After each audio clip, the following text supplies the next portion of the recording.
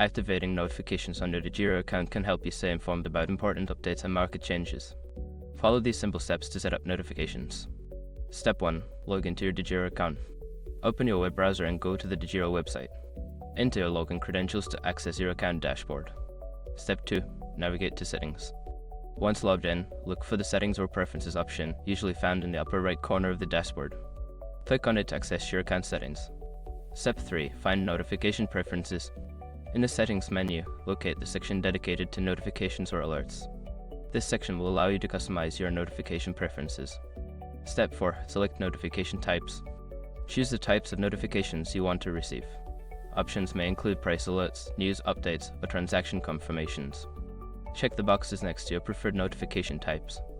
Step 5. Save your changes. After selecting your desired notifications, make sure to save your changes. Look for a Save or Apply button at the bottom of the settings page and click it to confirm your preferences.